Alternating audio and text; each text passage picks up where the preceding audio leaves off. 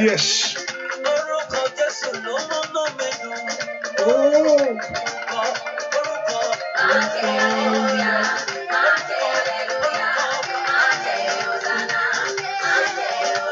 Yes.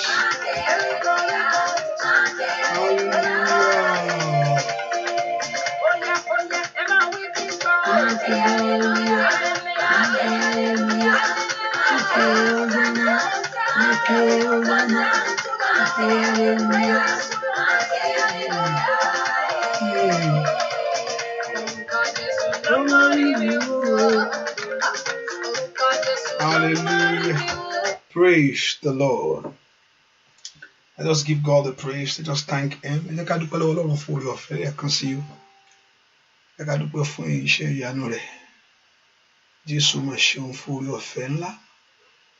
Fọwọ́ agbára rẹ̀ lórí ayé mi. Ẹ jẹ́ ká dúpẹ́ fún ògo rẹ̀ àti ẹwà rẹ̀ nínú ayé rẹ̀ gbogbo. Ẹ jẹ́ ká dúpẹ́ lọ́wọ́ Jésù pé Jésù ṣe o. Ẹni tó pọ̀ nípa ti agbára. Ẹ jẹ́ ká yin bàbá yìí lógo. Fọwọ́ agbára ńlá èyí tó fi kan ayé.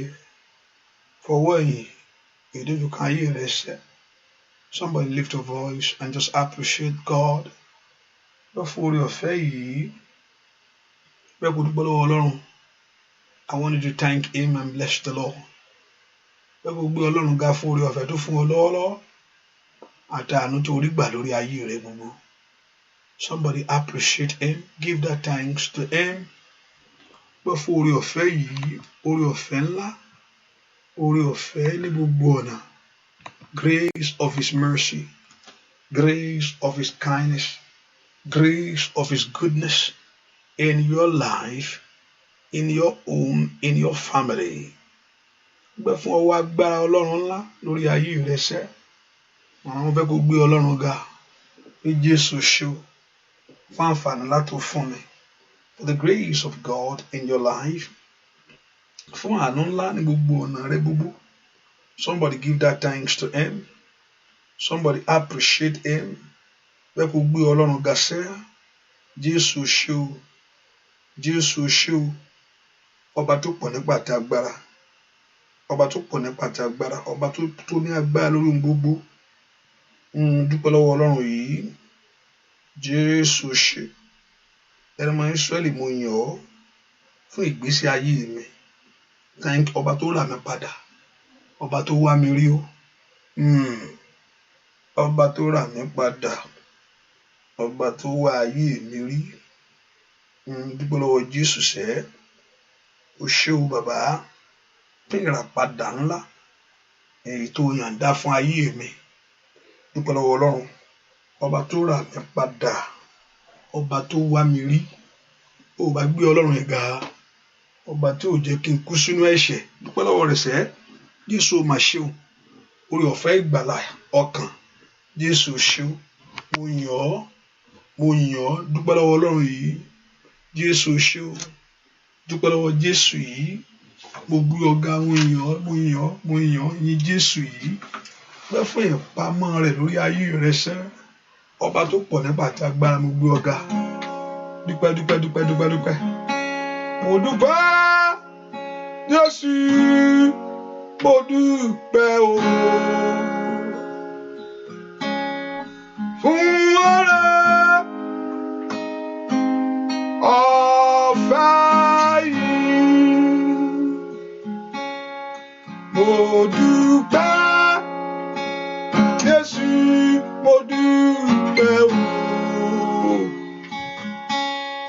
fún ọ̀rẹ́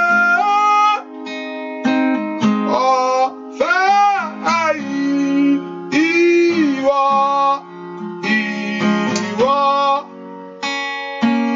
ló tọ́ mi sọ́nà ìgbàlà. Káyọ̀ mi má lè dára o. Mo dúpẹ́ Jésù mo dúpẹ́ o.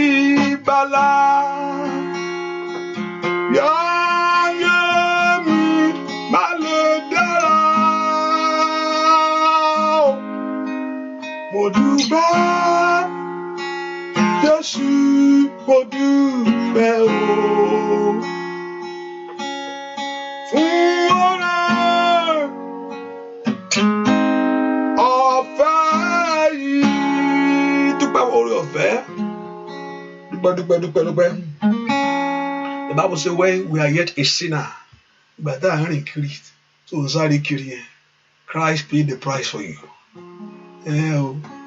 Ọlọ́run kú fún ọ. Dúpẹ́ fún orí ọ̀fẹ́ tó wà orí o. Jésù ṣé o. Dúpẹ́ lọ́wọ́ Jésù yìí fún àǹfààní ńlá. Kábíyèsí o ṣé o. Kábíyèsí rẹ Olúwa. Ọba tó fi ìmọ́lẹ̀ ṣaṣọ bora. Kábíyèsí rẹ Olúwa. Ọba tó fi ìmọ́lẹ̀ ṣaṣọ bora. Kí ló fi ìmọ́lẹ̀ ṣe? Ó fi ìmọ́lẹ̀ ṣaṣọ bora. Ó fi ìmọ́lẹ̀ ṣaṣọ bora. Kábíyèsí rẹ Olúwa. Ọba tó fi ìmọ́lẹ̀ ṣaṣọ bora. Kábíyèsí rẹ Olúwa. Ọba tó fi ìmọ́lẹ̀ ṣaṣọ bora. Kí ló fi ìmọ́lẹ̀ ṣe? Ó fi ìmọ́lẹ̀ ṣaṣọ bora.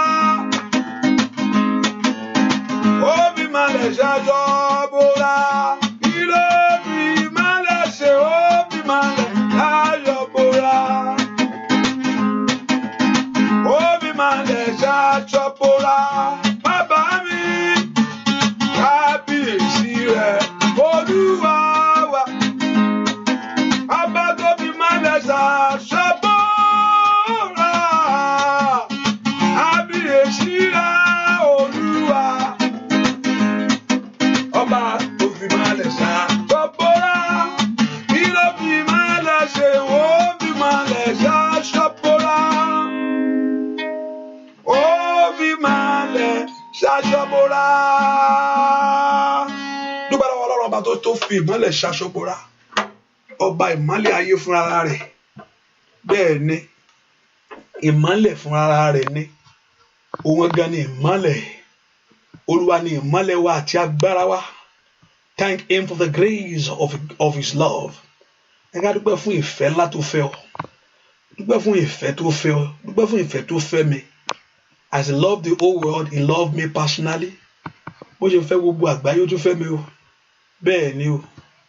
Bí Ọlọ́run ṣe fẹ́ gbogbo àgbáyé, ó tún fẹ́ mi. Ó fẹ́ ọ. Personal love for you. Jésù ó máa ṣe o. Olùgbàlà ó máa ṣe o. Fún oore ńlá. Jésù ó máa ṣe o. Fún ìyanu rẹ̀. Jésù ó máa ṣe o. Fún ọwọ́ agbára ńlá. Jésù ó máa ṣe o. Fún ògo rẹ̀ ṣẹ. Kábíyèsí ó ṣe. Ọba tó pọ̀ nípa ti agbára. Thank you, my Jesus. Thank you, my Lord. Thank you, El Shaddai. Dúpẹ́ lọ́wọ́ Ọlọ́run fẹ̀mí ìmoore hàn. Gbọ́ àdúà lórúkọ Jésù Kristi. Olúwa wa, àmín. Kìíní ti ń táìpù. Àti ẹ̀mílẹ̀ ti ń táìpù mẹ́. Ó ṣà ń jù kan lẹ̀ ni. Ó ń fọ́ọ̀mù èdè rẹ̀ fúnra rẹ̀.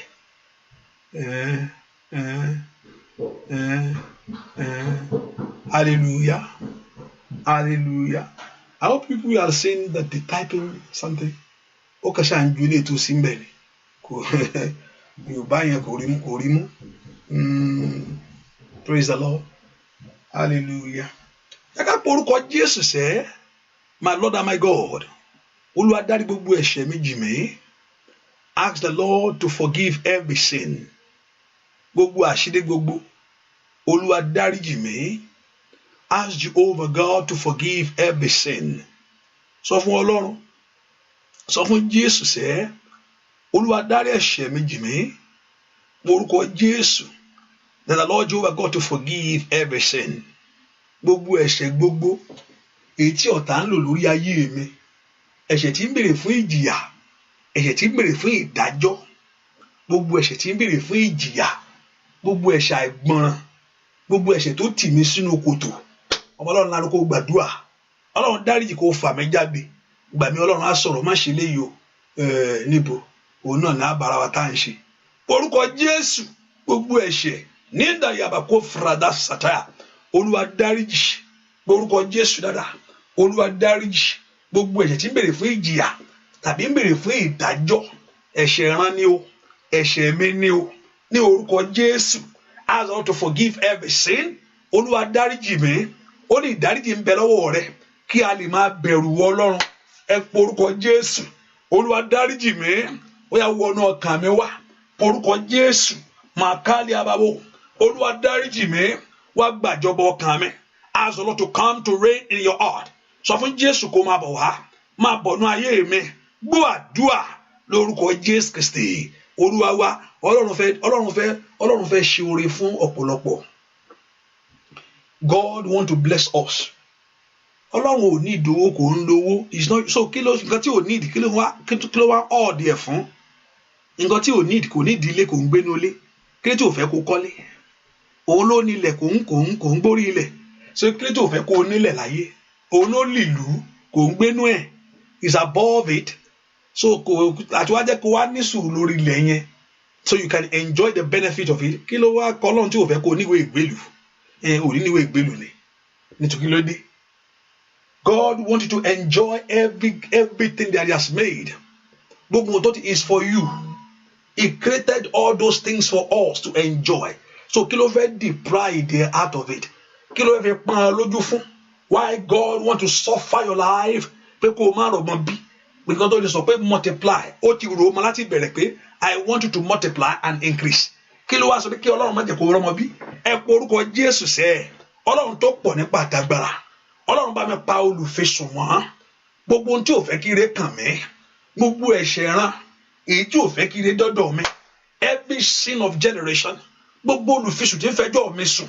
Ẹni tó ń wọnú ẹgbẹ́ fẹjọ́ rẹ sùn. Ẹ má ṣe lóore o. Ẹ má jò ó lọ o. Kò yẹ pé síwájú Ọlọ́run nìkan nìyẹn tí ń fẹjọ́ yàn sùn. Ẹlòmínú pàdé láti fẹjọ́ rẹ̀ sùn. Kò síwájú Ọlọ́run nìkan. Nínú ìpàdé nínú ìmọ̀ òkùnkùn ẹjọ́ arábìnrin ẹjọ́ nǹkan tó ṣe báyìí fún mi mo kí ń jọ yẹn ó kàn mọ́jú ló gbójú òkè ló nà mí mọ́lẹ̀ mo béèrè owó lọ́wọ́ ẹ̀ mo dẹ̀ mọ̀ pé olówó yẹn lọ́wọ́ mo mọ̀ pé owó tí ò fún mi yẹn ni àwọn ọmọ ẹ̀ wọ́n ṣọ́nà bú mi ó disgrace mi mẹ́yẹn gbogbo èèyàn tí ń fẹjọ́ rẹ sùn tí wọ́n ń béèrè fún ìjìyà lórí ayé rẹ sẹ́ Olúwa bá pàdù fíṣù lẹ́nu mọ́. As the Lord Jehovah God to silence the accuser in your life. Ẹni tó pọ̀ nípa àti agbára ẹ bá ń pa olùfisùn ní ẹnu mọ́ lónìí. Gbogbo ẹni tí ń fa ayé mi sùn, gbogbo ẹni tí ń fi ìrìn àjò ayé mi sùn, kó sọ pé òun ti lọ lú èbó. Ní kàbáwó sàkábà kó sàdé rọ̀bà tún tẹkẹlẹ̀ bò. Àwọn àlànà kò gbàdúrà ní orúkọ Jésù ibi tí wọ́n ti wé gèlè yáyáyá. Òkú mọ̀ pé ẹni tí ń wo gèlè rẹ̀. Ai màkàlù pàórí sítrákítàlà orúkọ Jésù dáadáa. Gbogbo ẹni tí ń fẹjọ́ mi sùn Olúwa bá ń pa olùfisùn lẹ́nu mọ́. Ẹni tí ń fẹjọ́ mi sùn ẹni tí ń fẹjọ́ rẹ̀ sùn káàkiri tí ń wọlé aláwọ̀ pa ní orúkọ Jésù ilé oníṣògùn ní orúkọ Jésù ní ẹgbẹ́ òkùnkùn ó yá tí ń fẹjọ́ ọmọ rẹ̀ sùn tí ń fẹjọ́ ìrìn àjò rẹ̀ sùn ó yá Olúwa pa olùfisùn lẹ́nu mọ́. Father, silence the accuser. Ẹ bá ń pa lẹ́nu mọ́ o, ẹ bá ń pa lẹ́nu mọ́ o, ẹ bá ń pa lẹ́nu mọ́ o. Olùfisùn tí ò fẹ́ kiri kàn mẹ́, olùfisùn tí ò fẹ́ kiri kàn mẹ́, olùfisùn tí ò fẹ́ kí n ga láyé, olùfisùn tí ò fẹ́ kí n rún rere. Ẹ gbàdúrà olùfisùn ni mo ṣẹ̀hún ẹ̀ ń ta fi ṣọ́ ayé mi, ẹ̀ ń ta fi tẹ̀lé ìrìn àjò mi. Pé orúkọ Jésù Olúwa bá ń bá wí ó yá gbọ́ àdúrà lórúkọ Jésù Kristi Olúwa wa. Àwọn míì olùfisùn ni olùfisùn ènìyàn ni olùfisùn ènìyàn láyé pé ẹ bá ń dènà Olúwa bá ń bọ́ olùfisùn wí. Silence the accuser in my life. Olúwa pa olùfisùn níwájú Olúwa ànínú ẹgbẹ́ wọn àníṣe àǹtí yẹn ẹjọ́ ẹ má jò lọ o. Ẹni tí ń fẹjọ́ rẹ sùn ẹni tí ń lọ káàkiri sẹ́ ìwọ ló kó jókòó sójú kan. Àwọn kan ń lọ káàkiri àwọn kan gbàdúrà òdì àníṣe ẹjọ́ owó ṣẹ̀mí ni ó fẹ́ dójú tì mí ó bú mi ọ̀pọ̀ ẹlòmíì tó bá fọ̀rọ̀ lù wọ́n lẹ́nu wò ó sì mọ nǹkan kan tiẹ̀ ẹ̀rín ló rẹ́ ó bóyin tiẹ̀ ni èwo ló kàn ó fi mí rẹ́rìn kò ń sọ̀rọ̀ ẹ̀rín ó kàn ń rẹ́rìn tèmi nìyà ẹ̀rín kọ́ ló rẹ́yìn o ẹni sọ pé òun ó fàgbà hàn ọ́ ẹnìkan ló sọ ń jọkọ fún mi màá fàgbà hàn o bẹ́ẹ̀ ni olóhùn á fàgbà hàn mi hallelujah pé màá fi àgbà hàn ẹ pé ó ń ṣe bí ọmọ kékeré màá fi àgbà hàn o ẹni tó lóhùn ó fi àgbà hàn wọ Olúwa bá ń pa wọ́n lẹ́nu mọ́ Olúwa bá mi pa wọ́n lẹ́nu mọ́ olùfisùn ní orúkọ Jésù màìlí kalabahu ṣàtẹlẹbọgàbà Olúwa pa wọ́n lẹ́nu mọ́ fún mi Olúwa pẹ gbogbo èèyàn tó lóun fẹ́ dá mi lóró ni ní orúkọ Jésù gbogbo ẹni tí ń béèrè ẹ̀san lórí ayé ẹ ìwọ kọ́ ló ṣe bàbá rẹ ló ṣe ẹni tó wá ń béèrè ẹ̀san lórí tiẹ̀ ní orúkọ Jésù àníṣe òun máa gbẹ̀san ṣẹ ànípò òun ó gbẹ̀san ní orúkọ Jésù aya ló fẹ́ gbẹ̀san lórí ọkọ ni tàbí ọkọ ló fẹ́ gbẹ̀san lórí aya ni ẹni máa Ísírẹ́lì gbogbo ìmọ̀kímọ̀ yìí Olúwa sọ di asán ẹ gbèjà ayé mi ṣẹ ẹ gbèjà mi ẹ bá ń pa olùfisùn lẹ́nu mọ́ ẹ bá ń pa olùfisùn lẹ́nu mọ́ ẹni tó ní ẹjọ́ ń dulé mò ń bẹ́ wíyó yìí kàbà ó stakatiralia wáyé ká frastractali oh thank you Jesus ẹni tẹjọ́ ń dulé ríba kúndàbàkú ṣàlùbàkú àpọ̀ bẹ̀rùsẹ̀ kébrakata ẹnikẹ́ni tí ẹjọ́ ń dulé lialia kúrò strictali ní orúkọ Jésù Olúwa pa lẹ́nu mọ́ ó yá ní orúkọ Jésù ẹni tó fẹ́ jẹ tiẹ̀ mógún ní orúkọ Jésù ẹni tó fẹ́ gbé tiẹ̀ lọ gbé ẹ gbàdúà ní orúkọ Jésù Olúwa pa olùfisùn lẹ́nu mọ́ ní orúkọ Jésù ẹ gbè mí níjà ó yá ẹ gbèjà ayé mi ní orúkọ Jésù ẹ gbèjà ayé mi dúà lórúkọ Jésù Kristi Olúwa wa ohun tí mo sọ ni pé God wants you to enjoy all the benefit.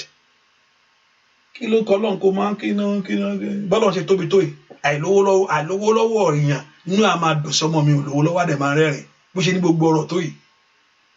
Ọlọ́run fẹ́ kẹ́ olówó kówó àràpò ẹ kó rówó jẹun kó rówó lò kóró aṣọ kóró jáde.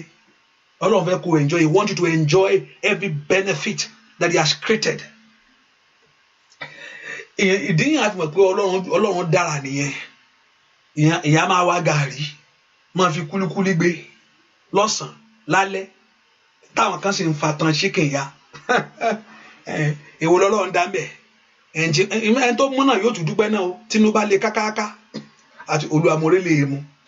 Ẹni tó sì ń gbé tan chicken gbé ohun àwọn méjèèjì náà dúpẹ́. Ṣùgbọ́n eléyìí tó rí gbé jẹ tó ń rówó ná tí gbogbo ẹ̀ òun Ọlọ́run ṣe lára tó ṣe lóore dáadáa. Ọpẹ́ bẹ́ẹ̀ ò ní du láyé rẹ̀ ṣàmì dáadáa. Àmín. Ọpẹ́ bẹ́ẹ̀ wà. Gbà tó bá lo gàrí yẹn tán, Olúwa mo ṣáà dúpẹ́. Mo rí nǹkan gbánú. Ọpẹ́ bẹ́ẹ̀ nù kò tẹ́ Ọlọ́run o. Nǹkan gidi wù ọ́ o. Olúwa mo ṣáà dúpẹ́. Ò ní dúpẹ́ bẹ́ẹ̀ mọ́ ṣàmì dáadáa. Àmín. Oore tó jọjú, great things that will praise the Lord from the bottom of your heart. Oore tó fi yílẹ̀ wájú Ọlọ́run pé gbogbo èèyàn bá ń dúpẹ́ sẹ́, Olúwa ṣe mí lóore ńlá. Gbogbo èèyàn gbọ́ àwọn testimony kan wàá sọ gbogbo èèyàn abẹ́ hallelujah. Ìmí wàá sọ tán àyà ògbé kí ló ń sọ àbí káwọn tó gbẹ ṣàgbẹ lọ fún kan ibi nípa testimony kan wàá sọ gbogbo èèyàn máa kó tó parí ẹ̀ wàá ti máa gbọ́ wàá ti máa gbọ́ pé praise the Lord. Ohun tó yẹ kó ṣẹlẹ̀ nú ayé ẹ̀ nìyẹn. Gbogbo ohun táyé mọ̀ sí, but everything that people have known you, ohun táyé mọ̀ ọmọ rẹ sí, ní orúkọ Jésù lónìí ọ̀run kó yí padà. Àmín. Ṣàmì dáadáa. Mandali abako prado salia. Ohun tó ti jẹ́ bí ẹ̀gàn, but everything of shame in your life, ohun tó ti di àbùkù mọ́ ọ lára, ní kabako salikate, kò ṣe lọ ẹ má jẹ́ ń lọ o. Àní wọ́n ní kẹ́ wá, ẹ má jẹ́ ń wá, ẹ jẹ́ ń jókòó ń bí. Nǹkan kan ló fẹ́ kó jókòó. O tó pa yóò bèrè ní orúkọ Jésù. Ikababo kaparo spider. I command in the name of Jesus. With everything that's been of shame in your life, mo tó dàbí tìjú, mo tó ti dẹ̀gàn ní orúkọ Jésù. Lónìí k'Olúwa kó sọ́dọ̀gọ́. Àmín. Ṣàmì dáadáa. Ẹ pé orúkọ Jésù. Olúwa ṣe ìgbédìde mi láti ṣiṣẹ́ lọ. Èmi náà fẹ́ dìde. I want to come out of battle. I want to come out of shame. Mo fẹ́ kó nú ìtìjú yìí ní orúkọ Jésù. Mo fẹ́ kí ẹ̀gàn kó dògo ní orúkọ Jésù. Mo fẹ́ kí ìyanu mi ṣẹlẹ̀ ní orúkọ Jésù. Mo fẹ́ kó oore dé fún mi ní orúkọ Jésù. Mo fẹ́ kó oore bẹ̀rẹ̀. I want great things to begin. Àní orúkọ Jésù rà. Ó yẹ ẹ bẹ̀rẹ̀ ìyanu mi ṣẹ ní orúkọ Jésù. Ẹ bẹ̀rẹ̀ ìyanu mi ní orúkọ Jésù. Ẹ bẹ̀rẹ̀ ìyanu mi ní orúkọ Jésù. Ẹ bẹ̀rẹ̀ ìyanu mi ní orúkọ Jésù. Ẹ bẹ̀rẹ̀ ìyanu mi ní orúkọ Jésù. Ẹ bẹ̀rẹ̀ ìyanu mi ní orúkọ Jésù. Ẹ bẹ̀rẹ̀ ìyanu mi ní orúkọ Jésù. Ẹ bẹ̀rẹ̀ ìyanu mi ní orúkọ Jésù. Ẹ bẹ̀rẹ̀ ìyanu mi ní orúkọ Jésù. Ask the Lord to begin your miracle. Gbàdúrà lórúkọ Jésù Kristi Olúwa wa. Ẹnìkan gbàdúrà dára mi tó wá yẹn. Ẹgbẹ̀yìn bẹ́bọ jẹ́ tó ń bẹnu ayé mi o. Mo ṣe àdúrà tí mo fẹ́ gbà yìí. Mo ń wo village kan yìí, méjì obìnrin lẹ́jọ́ lọ síbẹ̀. Hallelujah. Village ìwà àtọ̀rẹ́ ẹ lọ síbẹ̀. Ọ̀rẹ́ yìí lẹ́jọ́ lọ síbẹ̀ village. Hallelujah. Mo village agbẹ̀yìn bẹ́bọ jẹ́ tí ń bẹnu ayé mi o. Agbẹ̀yìn bẹ́bọ jẹ́ ìtí tó lọ tí ń wà nú ayé mi. Àní ẹ má ṣe lórí mo kàn mú wá lásán ni o. Ẹ jọ̀ọ́. Bẹ́ẹ̀ agbẹ̀yìn bẹ́bọ jẹ́ ó kàn mú ẹ lọ lásán ni o. Agbẹ̀yìn bẹ́bọ jẹ́ tí ń bẹnu ayé mi o. Agbẹ̀yìn dàrú, agbẹ̀yìn yí dànù, agbẹ̀yìn kó mọ́lẹ̀ ní orúkọ Jésù. The one that go behind your life to destroy the plans of God. Agbẹ̀yìn yíre dànù tí ń bẹnu ayé mi. Èyí tó sọ nǹkan mi wájú ẹ̀, èyí tó sọ tí ó ṣe nǹkan mi lẹ́yìn ẹ̀ ní orúkọ Jésù. Olúwa bá ń dójú tì í. Agbẹ̀yìn bẹ́bọ jẹ́ ìwọ náà gbogbo ó tún kó gbogbo rẹ̀ pẹ̀rẹ̀pẹ̀rẹ̀ lẹ̀ ni. Kíní kan ni àwọn dádì wa ni kíní kan náà fẹ́ ṣe wọ́n ti project kan wọ́n ti fẹ́ fún wọn ó sọ kí ló wí gbogbo ẹ̀ wá ti tébù ẹ̀ lẹ̀. Ẹ pé orúkọ Jésù. Agbẹ̀yìn bẹ́bọ jẹ́ ìtì ń bẹnu ayé mi o ní orúkọ Jésù. Olúwa dójú tì. Ó yá ọyọ́ ọmọ Ọlọ́run lánàá kó gbàdúrà orúkọ Jésù, orúkọ Jésù, orúkọ Jésù. agbẹ̀yìn bẹ́bọ jẹ́ ètí ń bẹnu ayé mi o agbẹ̀yìn bẹ́bọ jẹ́ ètí ń bẹnu ayé àwọn ọmọ mi agbẹ̀yìn bẹ́bọ jẹ́ ní orúkọ Jésù gbogbo alágbára tí ń dà ọ́ ní orúkọ Jésù ètí ń bẹnu ìdílé ètí ń bẹnu ìran ètí ń da ayé rẹ lónìí Olúwa dójútì gbọ́ àdúrà orúkọ Jésù Kristi Olúwa wa mi nígbà yín lákòókò hallelujah. Because remember there is Bible study today by 7:30. Bible discussion. Let me use the word discussion. Praise the Lord. Bible discussion. And I want you to come. So you can join through Zoom. And also you can join on Facebook, on YouTube. If you can call, I think to call is it something else, You can call. I think you can call through Facebook. Let's say if you call through Facebook, that's another thing I can able to pick it up here. So to contribute to it. Hallelujah.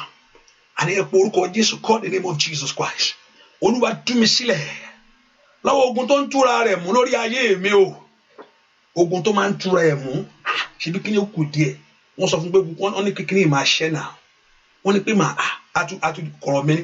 Àtúndébẹ̀ àwọn fọ́ọ̀mù kan lọ́ní kó lọ mú wa o wàtúmú yẹn dé wọ́n tún ní kó lọ tún mú èjì wa kí ló wá dé wọ́n náà dùn yìí ni ẹ porúkọ Jésù ogun tó ń túra rẹ̀ mú nú ayé mi ogun tó tún lọ ń tú agbára mú ogun tó tún lọ ń gba agbára ogun tó ń túra rẹ̀ mú ní orúkọ Jésù every battle in my life ogun tó ń túra rẹ̀ mú àṣẹwó lẹ̀ ní kó bá mi ṣe ẹ fún mi ní ìṣẹ́gun Fáráò túra rẹ̀ mú fáwọn ọmọ Ísírẹ́lì ni ó ní kàn máa lọ. You can go. Ó tún túra rẹ̀ mú wá. Ẹ porúkọ Jésù. Ogun tó ń túra rẹ̀ mú ní ọ̀nà mi láyé. Olúwa ṣe. Ogun tó ń túra rẹ̀ mú nínú ayé àwọn ọmọ mi. Ní orúkọ Jésù. Gbogbo ohun tó ń dọ̀nà rú. Gbogbo ohun tó ń bọ̀nà jẹ́. Gbogbo ohun tó ń yọ̀nà dànù. Ní orúkọ Jésù. Ó yá bàjẹ́. Ó yá bàjẹ́. Ó yá bàjẹ́. Gbọ́ àdúrà lórúkọ Jésù Kristi. Olúwa wa arábìnrin yìí. Mo sọ fún mi pé kò ní ìdíkẹ́. There's no gimmicks. Kò ní kí n ṣe má gbàdúrà kí n gbàdúrà. Kò ní kí n kò ṣe lọ́kàn. Sometimes mo wish kí n dákẹ́ kí n máa sọ pé báyìí lÓlúwa ọmọ ogun wí. Sometimes I wish that just silent like that. Arábìnrin tó ń jẹ́ kẹ́mi. Mi tẹ̀ gbọ́dọ̀ mo kọ̀ra etí mi mo ti ra gbọ́. Mo dẹ̀ ra gbójú sókè. Mi rí tí n bá rí màá sọ pé mo rí orúkọ yín. Màá sọ pé àmọ́ orí yín. Ṣùgbọ́n mi ò kọ̀ gbọ́ kẹ́mi. Bàbá gbójú sókè mo wo Olúwa kẹ́mi ń bì hallelujah tí n bá rí màá sọ pé mo rí pé mo ṣe ń wo orúkọ yín o mò ń wò kò sí kí mi ká mo pààyàn tí n bá gbàdúrà fún ẹ tó bá gbà dédé hallelujah onídìí lọ gbàgbára nítorí kíni fún kíni I can do something better yes kò ní dàgbára mi wá fèèmù wá bẹ́ẹ̀ ni mi sì wá owó wá bẹ́ẹ̀ mo máa lówó ń bẹ̀ o hallelujah mi ò wá bẹ́ẹ̀ mi sì wá mi wá fame wá bẹ́ẹ̀ so there's no need for all that there's no need for that kò ṣe torí owó kò dẹ̀ ń ṣe torí pé kò ṣe torí ẹ̀ tó bá dé gbogbo ẹ̀ dídí náà ni tó bá pákéjì ẹ̀ mọ́ dédé ni tí ò sì pákéjì ẹ̀ ògo Olúwa arábìnrin ẹ̀ mo gbàdúrà fún ọ lórúkọ Jésù kí ayé yín kó kúrò ní àbàṣà nínú ẹrọ̀fọ̀ arábìnrin tó jẹ́ kẹ́mi yẹn ẹ̀mí ẹlòmíràn ń jẹ́ bẹ́ṣà mi mọ́ ṣùgbọ́n ní tí mo lórúkọ Jésù ayé yín kó kúrò ní ẹrọ̀fọ̀ ní orúkọ Jésù ayé arábìnrin yìí ó yá kúrò ní ìdọ̀tí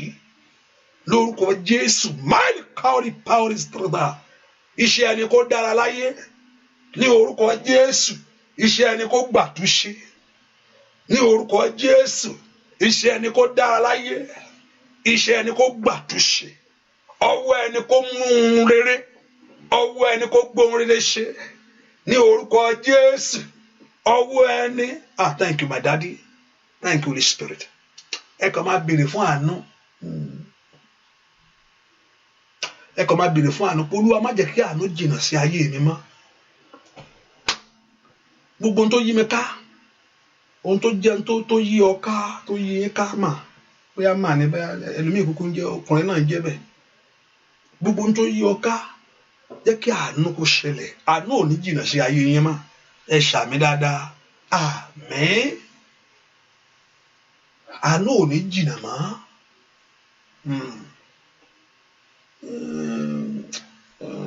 gbogbo ẹrù tá gbé kalẹ̀ tó wúwo láti gbé ọ̀run kó bá yín gbé àmín dá ẹ ṣàmín mo ń wò kan ẹrù kan lẹ̀ kí ni wàá wúwo láti gbé o ọ̀run kó gbé fún yín àmín eléyìí kẹrà àánú gbà kẹsì rójú rí Ọlọ́run bẹ́ẹ̀ ni ó sì rí in Jesus name we pray amen. That my sister Thomas sọ pé I don't know whether you are still here. I don't know. I think I've noticed somebody that's always saying that if you are still here, let me know. If you don't understand quickly, so I will caution myself. Go on the pay. I want to carry everyone along. Oh, easy license on me. Hallelujah. Praise the Lord. If you are still here, you don't understand Yoruba, please let me know. Wave your hands in the air. Let us see it. Hallelujah. And if you are still here, I know there's somebody that always type that that they don't understand. Okay, one symbol. Okay, what happened was in them? Okay, hallelujah. Praise the Lord. So I can free to Kimada free Lord. Praise the Lord. Hallelujah. Ẹ porúkọ Jésù. Ẹ fún mi ní àṣeyọrí orere. Orúkọ Jésù dáadáa. Àṣeyọrí kọ́dún èyí tó parí. Ẹ jẹ́ kí ọwọ́ mi bá orere láyé. Orúkọ Jésù. Ọwọ́ mi bá orere láyé.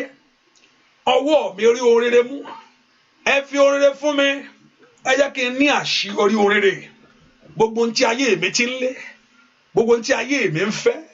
Ẹ̀yin ọ̀run ẹ yọ̀ǹda ẹ gbàdúrà orúkọ Jésù orúkọ Jésù orúkọ Jésù gbogbo tí ayé mi ti ń fẹ́ àṣeyọrí ní gbogbo ọ̀nà ní orúkọ Jésù ìbùkún ní gbogbo ọ̀nà ní ìgbéga ní gbogbo ọ̀nà ní orúkọ Jésù ẹ̀yin ogun ọ̀run ẹ yọ̀ǹda sẹ́ ní orúkọ Jésù màkàrí ẹ̀bà kú ṣàtàlàbọ̀ orúkọ Jésù dára ẹ yọ̀ǹda fún ayé mi lónìí ní orúkọ Jésù àṣeyọrí ìkàbàwò sàtúdàgà porúkọ Jésù dára manteliya kú sàtìlìyà porúkọ Jésù àṣeyọrí o ẹ̀yàndá fún mi gbọ́ àdúrà lórúkọ Jésù Kristi Olúwa wa ẹ porúkọ Jésù Ọlọ́run dáwọ́lé ayé mi fáyé mi dìde mo fẹ́ ká mú àdúrà mo ṣe ń gbàdúrà mo gbọ́ àdúrà kan mo kọ́kọ́ gbọ́ ẹ sọ fún Ọlọ́run gbogbo agbára tó ń dènà rí ayé mi olùdènà tí ń bẹ ní ọ̀nà Olúwa palẹ̀ rẹ̀ mọ́ Fáráò fẹ́ jẹ́ olùdènà fáwọn ọmọ Ísírẹ́lì Ọlọ́run mo kúrò kò fẹ́ kán délẹ̀ ìlérí náà olùdènà tí ń bẹ ní ayé mi sẹ́ mo ní Ọlọ́run fẹ́ kó gbádùn owó yẹn ó fẹ́ fowó sápò ẹ̀ Ọlọ́run ó fẹ́ fi owó sí àpò rẹ̀ Ọlọ́run ó fẹ́ fún ọlọ́mọ ó fẹ́ fún ọlọ́kọ God want to give you all those things. Ọlọ́run kò ó ní lọ́wọ́ kò ń lò ó báwo kò ṣe ní lò ó kò lò ó á dẹ̀ máa fi èrè rẹ̀ jẹ́wọ́ owó olùdènà agbára olùdènà tí ò fẹ́ kí n rí àṣeyọrí yìí Ọlọ́run kọ́ ló ń dènà ẹ̀mú yẹn kúrò olùdènà tí ń bẹnu ájú mi o tí ò fẹ́ kí n kọjá lọ síbi rí ayé mi every strong man before my life every strong man in my life the strong man olùdènà tí ń dènà ayé àwọn ọmọ mi borúkọ Jésù Olúwa pálẹ̀nu mọ́ ẹ mú olùdènà kúrò ní orúkọ Jésù ẹ ti ń dire mi lọ́wọ́ ẹ ti ń yọ mí lẹ́nu ẹ ti ń pa mi lójú alágbá tí ń fìyà jẹ mí ní orúkọ Jésù àní gbàdúrà olùdènà ó yá mi ka bàbá ó sàtà Sọ́ọ̀lù jẹ́ olùdènà fún Dáfídì ó pọn lójú lọ́pọ̀lọpọ̀ borúkọ Jésù ó fìyà orere jẹ ó yá ó lè sínú gbọ́ ẹ gbàdúrà olùdènà Olúwa mú kúrò gbọ́ àdúrà lórúkọ Jésù Kristi Olúwa àwọn tí ń yọ mí lẹ́nu tí kò tó yìí Olúwa àwọn tí ń yọ mí lẹ́nu tí kò tó yìí ọ̀pọ̀lọpọ̀ ni àwọn tó tún nípa tèmi pé ìrànlọ́wọ́ kò sí fún mi nípa ti Olúwa bàbá o ìdè Olúwa kò ṣàfún mi óyá Olúwa àwọn tí yọ mí lẹ́nu tí kò tó yìí nínú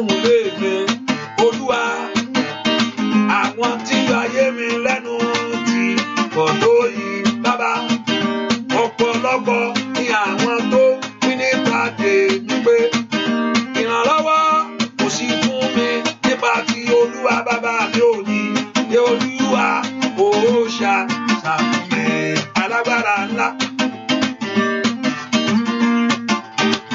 Kábíyèsí bàbá mi o. Àsọ̀rọ̀ máa yẹ Olódùmarè ńlá bàbá.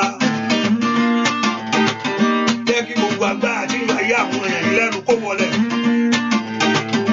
Àdójútì ẹni nínú ayé ẹni iṣẹ́. Àbàrìjẹ́ tí ń bàrìjẹ́. Olúwa àwọn tí yọ mí lẹ́nu tí kò lóyè. Olúwa àwọn tí yọ mí lẹ́nu tí kò lóyè. Ọ̀pọ̀lọpọ̀ ni àwọn tó wí nípa tèmi pé ìrànlọ́wọ́ kò sí fún mi nípa ti Olúwa bàbá mi. Ìdè Olúwa ó ṣàfún mi. Óyá óyá óyá o. Olúwa àwọn tí yọ mí lẹ́nu tí kò lóyè wọ́n pọ̀ jù. Olúwa àwọn tí yọ mí lẹ́nu tí kò lóyè bàbá. Ọ̀pọ̀lọpọ̀ ni àwọn tó wí nípa tèmi pé ìrànlọ́wọ́ kò sí fún mi nípa ti Olúwa. Ṣáṣá fún mi ẹnìkan gbàdúrà orúkọ Jésù. Iná tí ń jó mi Olúwa pa. Mo rí pé iná ń jó lára ẹnìkan. Ẹ pọ orúkọ Jésù dáadáa. Olúwa pa iná yìí lára mi. Ẹnìkan gbàdúrà dáadáa mo sọ àyẹ̀wò. Mo rí pé iná ń jó lára rẹ. Iná kí iná máa jó lára èèyàn. Eléyìí ò ń ṣagbára. Gbalagbára agbára wà lára ẹni. Eléyìí ò ń ṣagbára. Orúkọ Jésù. Gbogbo iná tí ayé fi ń jó mi o. Iná tí Olúwa pa. Olúwa pa iná yìí. Quench this fire. Olúwa pa iná ọ̀tá yìí. Olúwa pa iná ọ̀tá yìí. Gbogbo náà ti ń bẹ lára rẹ o. Mi kàlí kò pẹ́rù sítártáì. Wàhálì kẹ́rù sítártáì. Ẹ pọ orúkọ Jésù. Olúwa pa iná yìí. Ẹ pọ orúkọ Jésù. Olúwa pa iná yìí. Gbàdúrà. Olúwa pa iná yìí. Gbogbo náà ti ń jó lára mi. Ní orúkọ Jésù. Gbogbo náà ogun. Gbogbo náà ogun. Olúwa pa. Gbogbo náà ìyà. Olúwa pa. Bomi pa. Ọ̀run pa lónìí. Àní gbàdúrà gbàdúrà lórúkọ Jésù Kristi. Olúwa wa àmọ́ fẹ́ kojú gbàdúrà lẹ́kẹ̀ẹ́ ìgbà mẹ́ta ló wà gbàdúrà yẹn. Ìtura yóò dé bọ̀. The peace will come upon you. The peace will come upon your life. Wọ́n pọ̀ orúkọ Jésù. Olúwa bomi pa. Gbogbo iná tí ń bẹ lára mi o. Ẹlòmíì ìgbà tí nǹkan bá bàtán. A ní iná jó òun o. Iná jó òun o. Iná ò tí gbọ́ rí. Iná jó òun o. A ní iná ló jó òun. Ìgbà tí nǹkan bà á. Ìgbà tí nǹkan bà á. Ìgbà tí nǹkan bà á. Ẹ pọ orúkọ Jésù. Olúwa paná ogun lára mi o. Olúwa paná ogun. Quench this fire. Olúwa paná ogun nínú ayé àwọn ọmọ mi. Olúwa paná ogun ní orúkọ Jésù. Ní ìgbà kejì ọmọ Ọlọ́run gbàdúrà. Orúkọ Jésù. Orúkọ Jésù. Orúkọ Jésù. Orúkọ Jésù. Ẹni tó pọ̀ ní pàtàkì. Ó yá paná ogun nínú ayé mi lónìí. Ó yá paná ogun ní orúkọ Jésù. Nínú ayé ọmọ mi. Paná ogun nínú ayé aya mi. Paná ogun ní ìrìn àjò mi. Paná ogun nínú iṣẹ́ mi. Gbogbo iná tí ó jó ara mi lọ́wọ́. Olúwa pa. Olúwa pa. Olúwa pa. Olúwa pa. Àní gbàdúrà. Olúwa pa. Olúwa pa. Olúwa pa. Olúwa pa. Gbogbo iná ìbàjẹ́ ní orúkọ Jésù. Olúwa pa. Ní orúkọ Jésù. Olúwa paná ogun. Àmọ́ Ọlọ́run lánàá kó gbàdúrà. Olúwa paná ogun. Olúwa paná ogun. Olúwa paná ogun. Olúwa paná ogun. Olúwa paná ogun. Àní gbàdúrà sẹ́. Ọlọ́run tó pọ̀ ní pàtàgbà. Olúwa paná ogun ní orúkọ Jésù nínú ayé mi lónìí. Ní orúkọ Jésù nínú ayé àwọn èèyàn yìí. Ní orúkọ Jésù lẹ́nu iṣẹ́ wọn lónìí. Ní ìrìn àjò wọn. Ní orúkọ Jésù gbogbo iná ogun ètí ń jó ara ẹni. Gbogbo iná ogun ètí ń jó ara ẹni. Gbogbo iná ogun ètí ń jó ayé ẹni. Gbogbo iná ogun ní orúkọ Jésù. Olúwa pa gbogbo iná ìbàjẹ́. Gbogbo iná ìbàjẹ́. Gbogbo iná ìbàjẹ́ ní orúkọ Jésù. Olúwa pa lára mi. Olúwa pa nínú ilé mi. Olúwa pa nínú iṣẹ́ mi. Olúwa pa ní orúkọ Jésù. Olúwa pa. Thank you my daddy. Olúwa pa. Gbọ́ àdúrà lórúkọ Jésù Kristi. Olúwa bá tó yọ̀ sí ìjẹ́ nìkan wà ní àdúrà tí ó ń jẹ́ Tóyọ̀sí tó tí yọ Tóyọ̀sí lórúkọ Jésù ibikíbi tẹ́ni ẹ bá wà Ọlọ́run alààyè Olúwa dáwọ́lé àmín. Mo gbàdúrà fẹ́ni yìí níbikíbi tí ó bá wà lọ́wọ́lọ́wọ́ báyìí ọ̀run bá ń dáwọ́lé àmín. Níbikíbi tẹ́ni ẹ bá wà ní orúkọ Jésù ẹni máa Ísírẹ́lì dáwọ́lé àmín. Ṣàmì dáadáa ní orúkọ Jésù ọ̀run bá mi dáwọ́lé àmín. Ṣàmì dáadáa Ọlọ́run kó gbé dìde kó lẹ̀ Olúwa gbé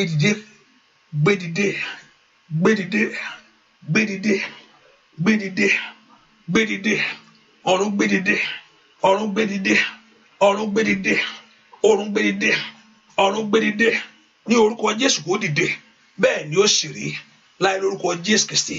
Olúwa wá orúkọ Jésù àní Olúwa paná ogun lára mi o Olúwa paná ogun nínú ayé mi gbogbo náà tó ń jó ayé ẹni gbogbo náà tí ń jó ìrìn àjò ẹni ẹ porúkọ Jésù sẹ́.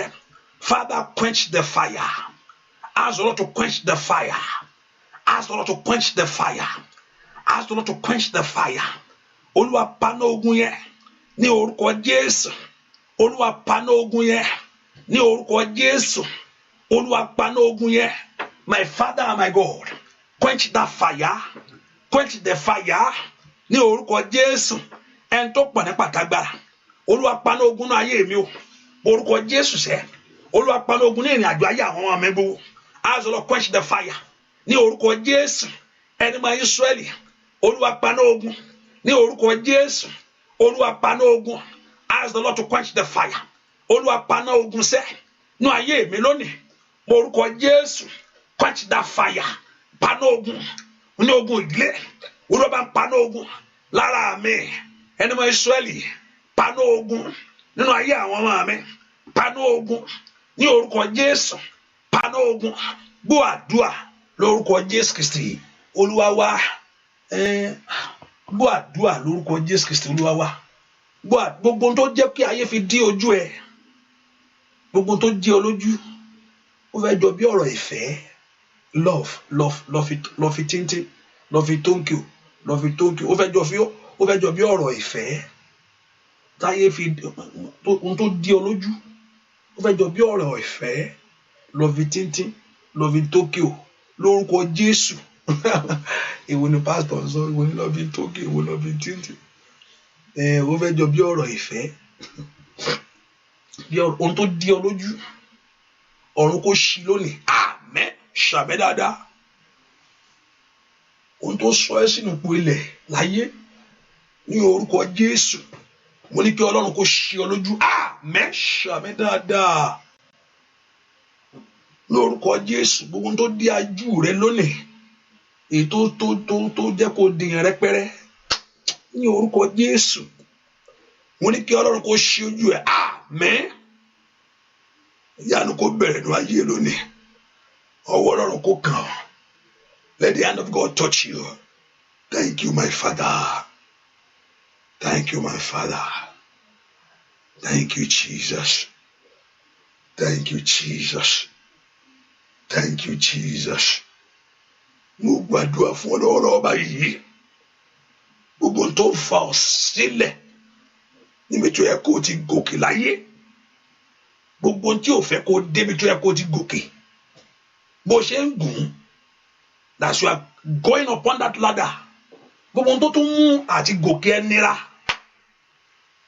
gbogbo tó mú àti gòkè láyé nira láyé that is holding you down bó ṣe ń gòkè yẹn tó tó ẹ pé òtún wá débì kan òtún wá rí nǹkan láti lọ further more o débì kan at one point in time o wá rí nǹkan láti wá tún gòkè sí mọ́ gbogbo tó gbé kí ayé ẹ stock sójú kan o ti débì kan you are in one place o ti débì kan àti wá dé kó tó wá kọjá bí tó wá wà yẹn wá kò wá sí nǹkan láti gòkè mọ́ ọ̀run lórúkọ Jésù àti gòkè kó gbélé lọ́wọ́ àmín.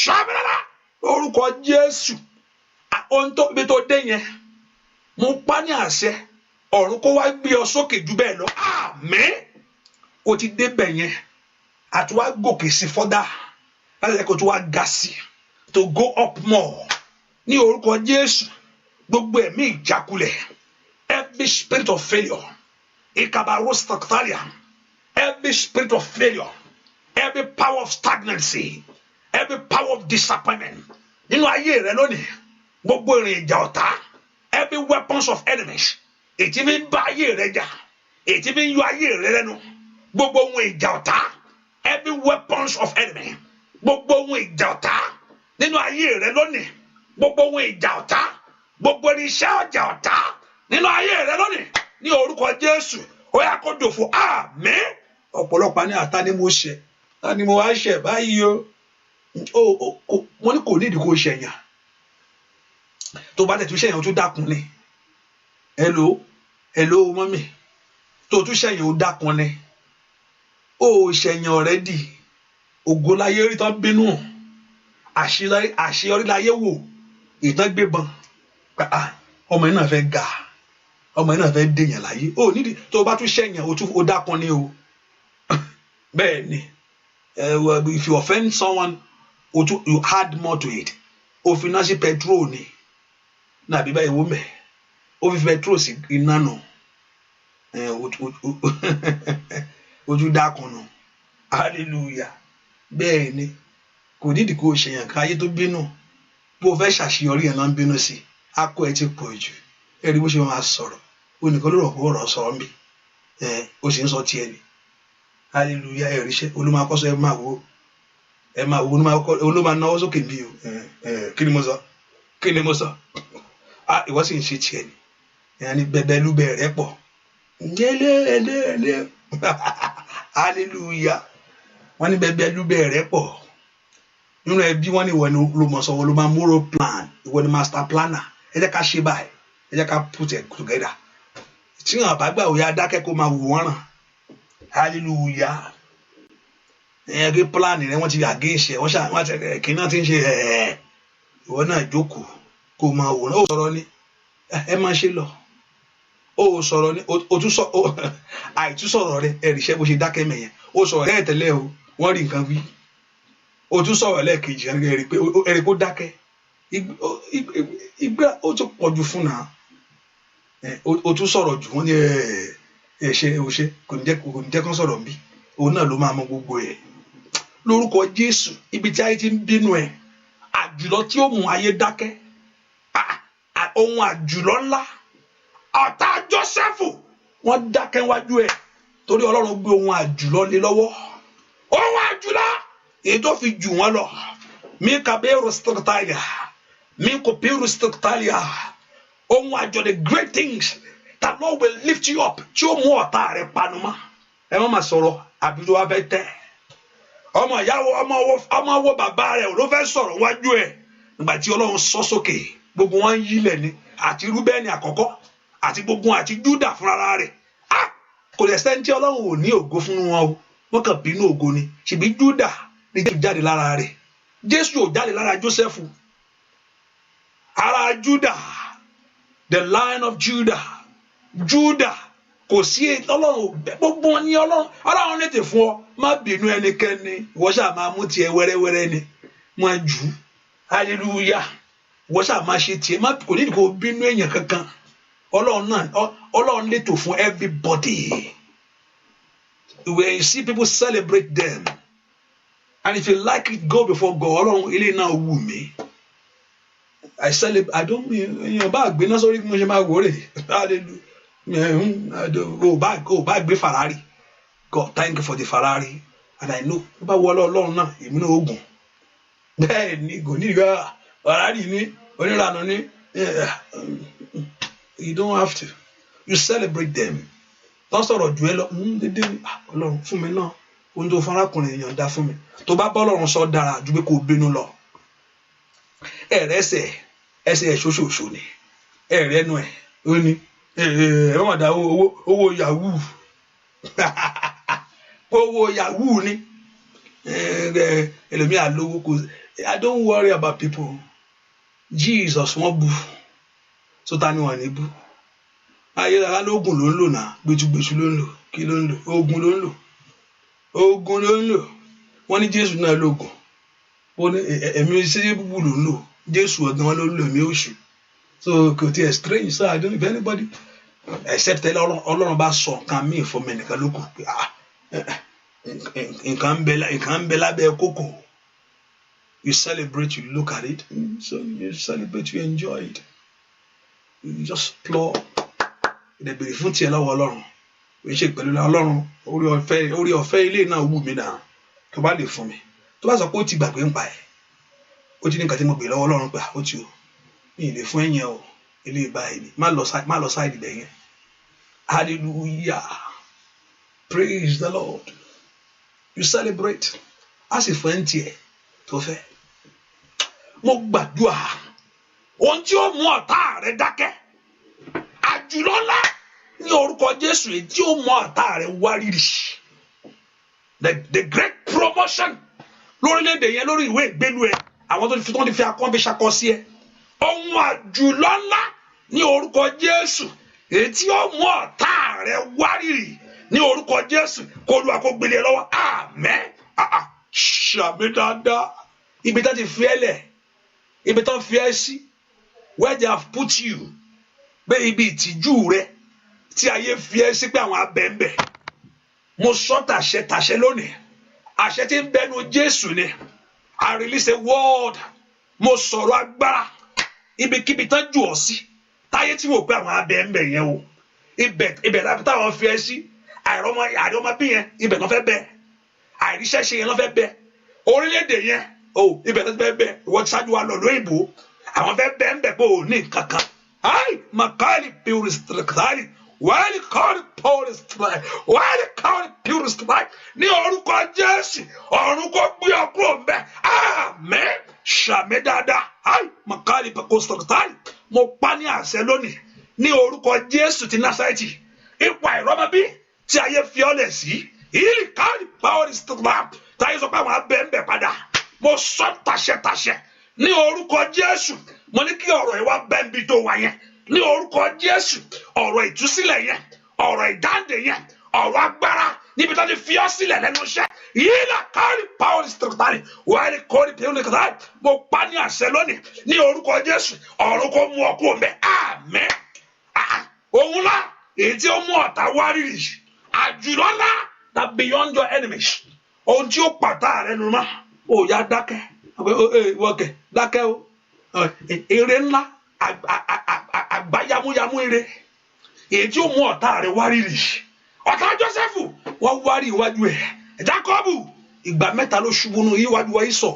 Ó yíra lẹ́ẹ̀kínní, ó yíra lẹ́ẹ̀kejì, ẹlẹ́ẹ̀kẹta tó gbé sí. Bẹ́ẹ̀ ni torí pé kíni kò bá mi tó fi sí.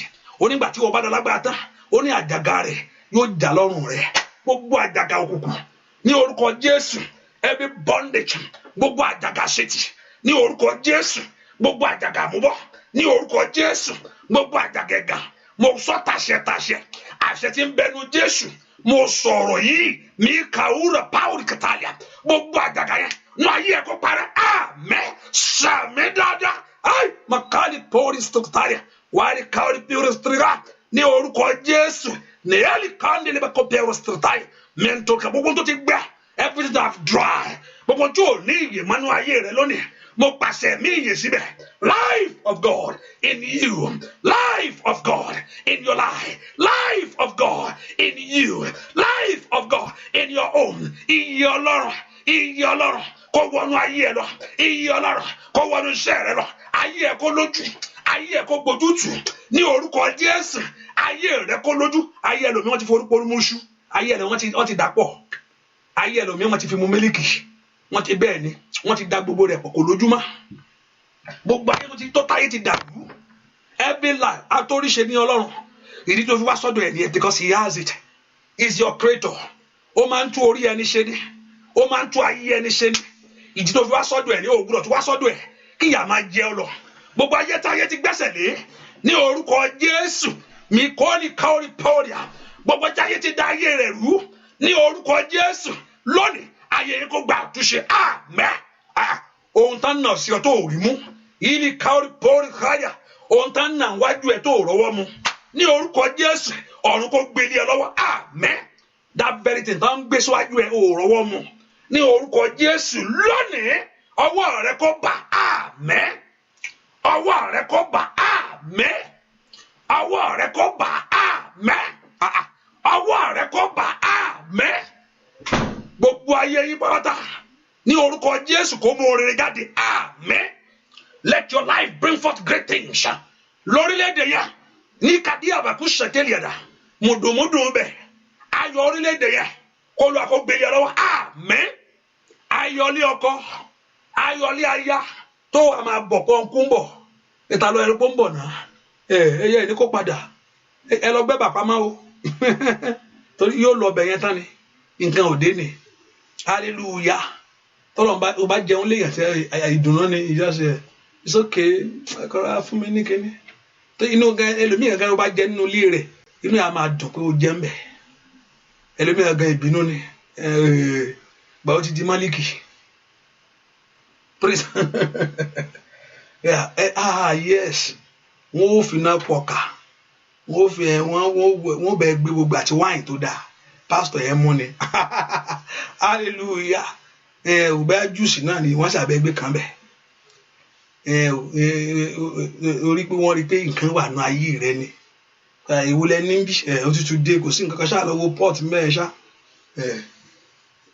ayé rẹ ó kò nù yá ọmọ rẹ dé lórúkọ Jésù lónìí gbogbo wọn agbára ìyà lórí ayé rẹ lónìí wàá kárí bí kò sálẹ̀ táyà gbogbo èpò ìyà táyé ju ayé rẹ sí tọmọtọmọ tí ohun tó ń jẹ́ ohun sunkún ohun tó ń banú jẹ́ pé mi ì tí ì tẹ́gbẹ́ mi láti jọ yìí ní orúkọ ohun tó lé lálẹ́tì torí pé o wá síwájú ẹni tó ní ọ́ ní Jésù Kristi Násárẹ́tì ó yá lórúkọ Jésù kó ṣe ayé rere àmín ṣàmìlà gbogbo èèyàn pátá rí pa ó nani àwọn sítátàlíà gbogbo ẹni tí ayé ti rì sínú ayé rẹ̀ sínú lẹ́lẹ̀ tó ní pé kò sí kò jẹ́ èèyàn mà láyé ní gbogbo ẹni tó ti gbé ògo rẹ̀ wọlẹ̀ ní orúkọ kéèyàn pé ó kọ̀ wà ní gbunduku ní orúkọ Jésù Olúwa kó wọ ògo jáde àmín ṣàmì dáadáa arábìnrin mo rí arábìnrin kan mo gbórúkọ kan again ó dàkẹ́ mo rí arábìnrin yẹn bí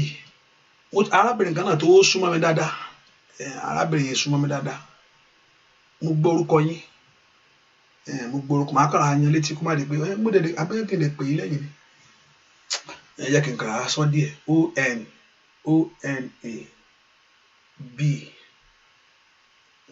arábìnrin kan náà tún wà arábìnrin yẹn ọlá ṣíbọ́lá bísí náà rí mo rí arábìnrin yẹn tó yọjú yẹn gbà míì mo kò lè click lórúkọ yẹn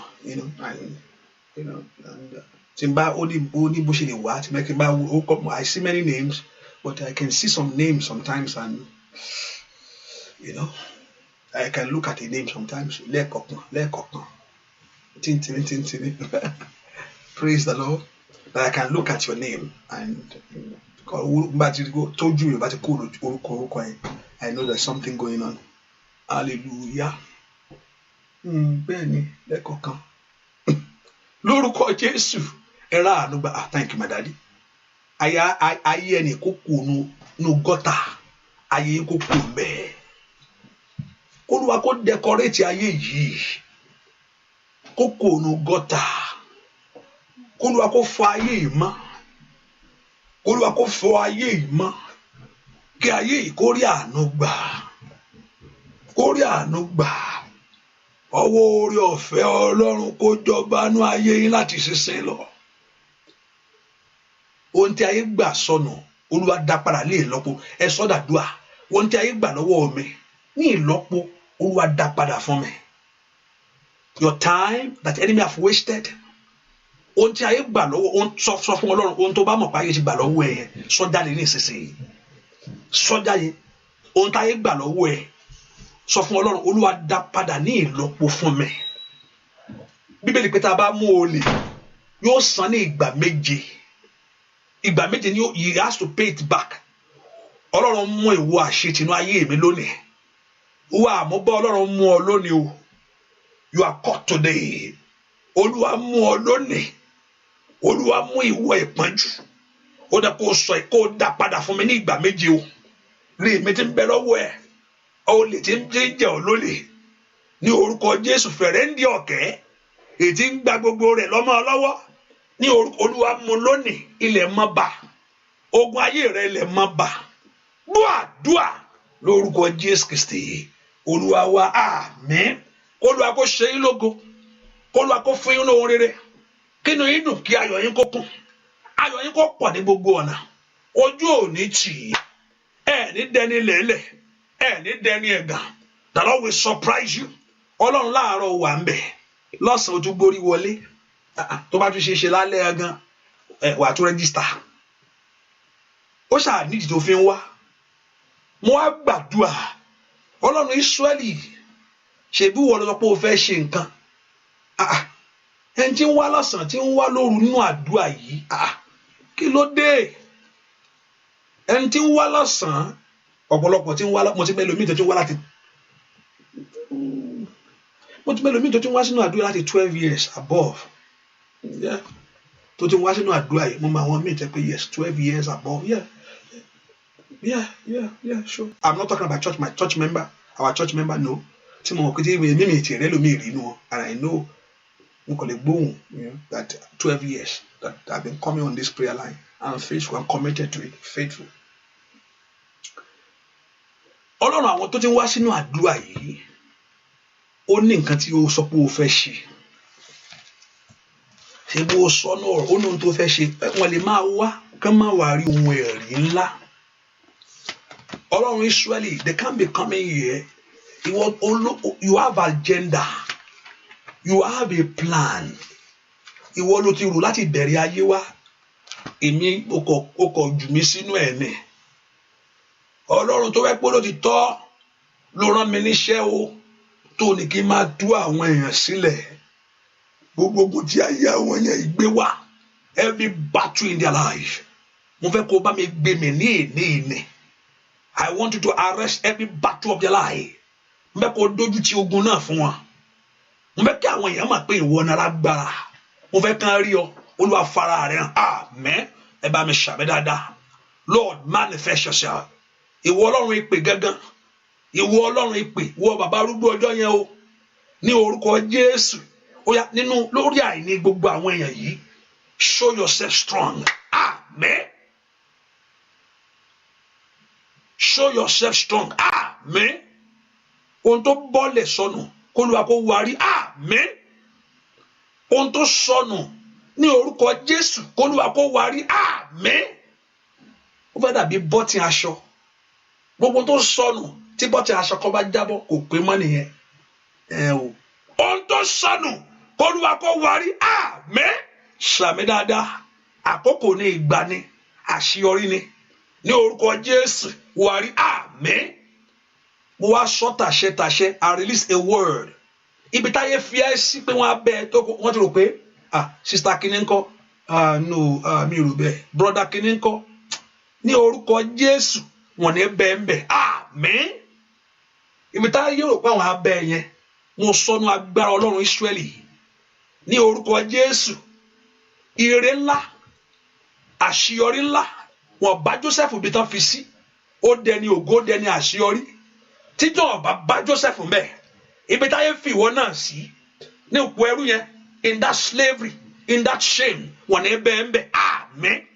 Lábẹ́ bó ti wulẹ̀ kó rí mo ti rí pé Olúwa bá mi mo ti rí pé Olúwa sọ̀rọ̀ rí mo rí pé Olúwa sọ̀rọ̀ ó dẹ̀ fi ara ẹ̀ pé tí tóun ò bá ṣe òun fún mi ní àǹfààní you can go and do whatever you want to do in life. Ó sọ fún mi clearly pé gbọ́ kíní yìí tí n bá ti ṣe tó bá ṣẹlẹ̀ ó ti kíní tó yẹn tó bá ṣẹlẹ̀ mo fún ẹ ní oore ọ̀fẹ́ máa lọ ṣe nǹkan tó fẹ́ ṣe má sì mí má kàn tẹ̀ máa lọ tó bá kú tó bá ti déjọba ọ̀run wàá wọlé. Mo mọ̀ pé ó ti mọ̀ pé kò lè parọ́ nù àfi tí n bá fẹ́ ó sì mú ọ̀rọ̀ rẹ̀ ṣe nínú ayé àwọn èèyàn yìí náà. Ọlọ́run Ísírẹ́lì omijé wọn lónìí bá mi nùnú. Àmín. Ọ̀rọ̀ agbára rẹ ní orúkọ Jésù kó jáde sínú ayé wọn. Àmín. Ọ̀rọ̀ ìṣẹ́gun wọn ọ̀rọ̀ ìṣẹ́gun rẹ kó jáde sínú ayé wọn. Àmín. Bẹ́ẹ̀ ni ó sì rí. Ojú ti ọ̀tá rẹ o kó ònú ẹ̀gàn ayé rẹ kó ònú òṣì okú ònú ẹ̀gàn okú ònú òṣì ìyanu ṣẹlẹ̀ agbára jíǹde gbé ọ dìde káfárì tú ọ sílẹ̀ káfárì tú ọ sílẹ̀ káfárì tú ọ sílẹ̀ káfárì tú ọ sílẹ̀ káfárì tú ọ sílẹ̀ ó dẹni ìdáǹdè ó dẹni ìdáláre bẹ́ẹ̀ ni ó sì rí láì lórúkọ Jésù Kristi Olúwa wa àmín àmín àmín lórúkọ Jésù ẹ bá mi kí hallelujah hallelujah ó yẹ fi kan sí hallelujah mo jẹ́ pé méje hallelujah hallelujah hallelujah hallelujah hallelujah thank you Jesus ẹnìkan bẹ́ẹ̀ pé láìlọ́n lójú èèyàn láìlọ́n ṣùgbọ́n ohun tí mo wá gbọ́ ìtìjú rẹ̀ parẹ́ lónìí láìlọ́n ṣé mo sọ dáadáa àbí báwo ni àbẹ́ yá mi léèbù láìlọ́n ṣé láìlọ́n ni some people use paper bag but láìlọ́n ẹ̀kọ́ bẹ̀ láìlọ́n hallelujah Olúwa fàyà ìtìjú rẹ̀ parẹ́ lónìí ìtìjú rẹ̀ ń táyé fi bojú ẹ̀ bí ìtìjú your shame ìtìjú ẹ̀ kú lónìí ó dẹni ògo sọ bẹ́ẹ̀ mo dẹni ògo ayé rí mi bí ẹni ògo mo dẹni ògo ayé rí ọ lónìí bí ẹni ògo sọ bẹ́ẹ̀ jáde sọ lẹ́nu rẹ thank you my daddy ó dẹni ògo the Lord glorify your life mo dẹni ògo ayé rí ògo nu ayé mi o ìtìjú mi parẹ́ o ẹ̀gàn mi sálọ o mo dẹni ògo sọ bẹ́ẹ̀ mo dẹni ògo láwùjọ o mo dẹni ògo nínú ìjọ mo dẹni ògo mo dẹni yìí látòní lọ o ó dẹni ògo sọ bẹ́ẹ̀ the Lord glorify you bẹ́ẹ̀ ni ó sì rí Ọlọ́run kò yomi ẹ sí mọ́ bẹ́ẹ̀ ni ó sì rí o láì lórúkọ Jésù Kristi Olúwa wa àmín àmín lórúkọ Jésù. Let us put in mind that the prayer continue by God's grace. The prayer continue by God's grace. Today is Wednesday. Tomorrow in the morning by 6 and also at midnight. Also, I don't know. Let me see. I don't know whether I will be in the evening. Let's see what tomorrow is going to say. But I know tomorrow morning and also tonight by 7:30 Bible discussion. 7:30 Bible discussion. I say discussion, so you can join us on what they call Zoom. You can join Zoom, and the ID on Zoom for those, except those on Showers of Blessing that don't see that, you can join that on. See, we have it over there. You can join. That's the ID to join the Zoom by 7:30, so you can be, so we can have a Bible discussion, which I encourage everyone to join. There's nothing to learn the Word of God. The Lord your God will help us in Jesus' name. And what else again? The Lord your God will bless you and increase you. Ọlọ́run a gbàdúrà COVID-19, Father, we put an end to this. Ẹ jẹ́ ká porúkọ Jésù. Olúwa dáwọ́ ogun ìdúró. Daddy, put an end to this battle. Daddy, put an end to this battle of this COVID-19. Put an end. I will not be a victim to it. Your children will not be a victim to COVID-19. In the name of Jesus. Ẹ porúkọ Jésù. Olúwa dáwọ́ ogun ìdúró. My children will not be a victim to COVID-19. Porúkọ Jésù. I will not be a victim to it. Ní orúkọ Jésù. Bẹ́ẹ̀ ni ó sì rí. In Jesus' name we pray. Amen. Say that amen. Sàmì dáadáa. Àmín. Ohun tó Olúwa ṣe nínú ayé yín kó di mímọ̀ o. Ògo kó farahàn. Ẹ lọ́nu orí Ọlọ́run. Kẹ́sẹ̀ padà pẹ̀lú ẹ̀rí ńlá. Bẹ́ẹ̀ ni ó sì rí. Jésù Olúwa wa. Àmín. Àmín. Àmín lórúkọ Jésù. Thank you for coming. God bless you. Bye-bye. And for those that share the prayer, I pray for you. Gbogbo ẹni tẹ́ pín àdúrà yẹn. Lórúkọ Jésù. Ẹ gba ohun ọ̀tun. Májẹ̀mú lórúkọ Jésù. Ọ̀rọ̀ Ọlọ́run kó bá ayé yín gbé. Kẹ́ ní àlàáfíà. Gbogbo ìgbà mo béèrè fún ọwọ́ Ọlọ́run lórí yín látòní lọ. Ọwọ́ Ọlọ́run kó bẹ̀rẹ̀ sí tẹ̀lé yín. Ọwọ́ Ọlọ́run yẹn kó bá mi gbé lé yín lórí. Àjọ ń ṣiṣẹ́ ni. Olúwa bá mi gbé ọwọ́ lé wọn lórí o. Gbogbo ẹ̀yin tẹ́ máa ń share that you share the prayer.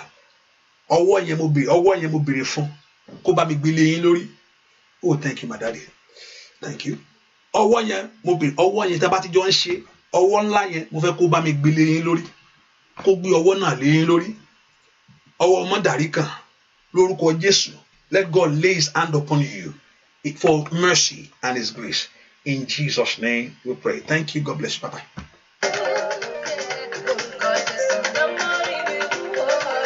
Ijó rẹ̀ dà. Jésù